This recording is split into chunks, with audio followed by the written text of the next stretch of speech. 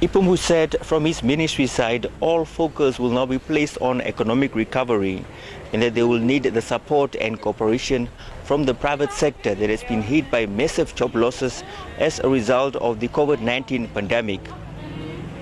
We can only improve our livelihoods as Namibians if we work together. If we start pointing fingers at each other, we are going to lose time, we are going to lose focus, and we will not go far. But if we start to work together to understand what each of us needs to do, we will be able to go very far and we will be able to transform the country and deal with most of our challenges. You may recall that what we have been saying over the past few months is that for us to revive the economy, this economic growth has to be driven by the private sector. It will be a private sector-led growth. Now we want to hear, ask from the public sector as to what sort of environment do we have to create as public sector, public functionaries, for the private sector to really grow the economy, to exploit the opportunities out there, so that we can grow the economy, create employment, reduce poverty and inequalities. With regards to reducing public spending, Shiimi said that they are working closely together with the Ministry of Public Enterprises to limit the funding to entities that are not efficient and prioritize on those that are essential.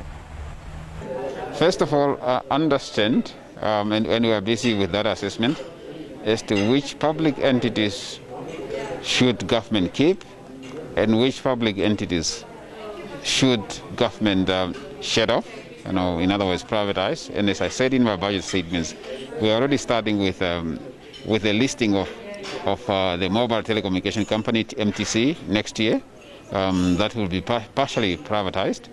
While we are doing that, we're also looking at others. What else can be given to the private sector, or what else can still be kept by the public sector but restructured differently so that they can become more efficient. The idea is really to reduce the amount of money we are spending on the public enterprises, so that we can redirect some of that money to critical investments, such as investment in agriculture, investment in water, investment in of course in education. We need to continue to improve our education facilities and our health facilities. So the more money we spend on public prices, the less money we are spending on the other priorities that are also very, very critical for the livelihood and the health of the nation.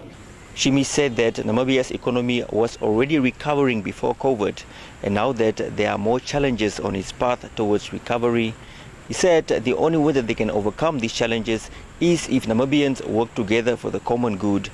Reporting for Today on One, I'm Joseph Shifene.